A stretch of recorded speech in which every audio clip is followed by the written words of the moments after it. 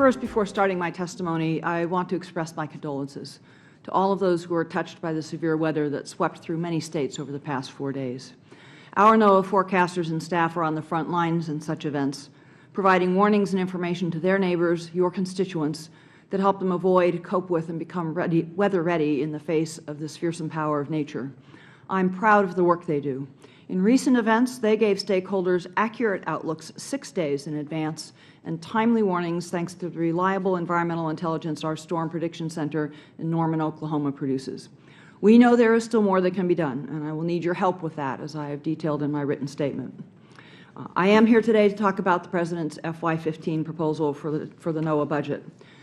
I, like you, believe that NOAA is one of the most important and valuable service agencies in the United States government. Our enterprise of observing systems, forecasts, and assessments is designed to provide the foresight and information people need to live safely and well on this dynamic planet. And it works. At NOAA, we call this information environmental intelligence, and producing it is at the core of our mission. The environmental intelligence and related decision support services that NOAA provides are in higher demand today than ever before, from forecasting short-term extreme weather events to providing the data that help ensure safe navigation and the smooth flow of commerce, to sustaining and promoting economically viable fisheries. This budget request makes disciplined and targeted investments to sustain and advance these critical missions. For now, I'd like to emphasize just 3 important investment areas in the budget. First, NOAA's global observing systems are the indispensable foundation of our nation's environmental intelligence. This budget proposes disciplined, targeted investments in that infrastructure. And I would highlight for the moment NOAA's fleet of research vessels.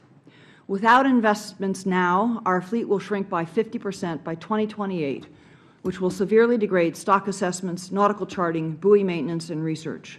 That is why we request funding for a new multi-use ocean survey vessel that can work in any ocean with greater data gathering capability than current NOAA vessels. Second, communities and businesses are demanding NOAA's environmental information over many timescales to help them protect assets and plan for the future. We must keep pace with this demand. This budget invests in the data and information services that promote community and economic resilience in advance of and in the aftermath of severe events. In the FY15 budget, we propose targeted increases that will help build capacity for response and resilience in the critical need areas of coastal inundation and drought, ecological forecasting of harmful algal blooms, and the understanding of potential environmental impacts from increasing commerce in the Arctic. Third, we must be able to attract and retain the best talent to ensure that NOAA can effectively engage with our partners and efficiently deliver environmental intelligence. To do this, we must invest in our people and the administrative services that support them. I am keenly focused on achieving organizational excellence within NOAA. No business can succeed if its essential support services fall behind the pace and the demand of the outside world. But that's just what has begun to happen at NOAA. One data point to illustrate. As of FY12, NOAA has 1 human resources representative serving 150 employees.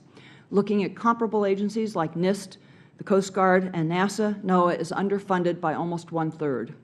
And our capacity is 40% below that of the average U.S. company, according to data recently published in the Wall Street Journal.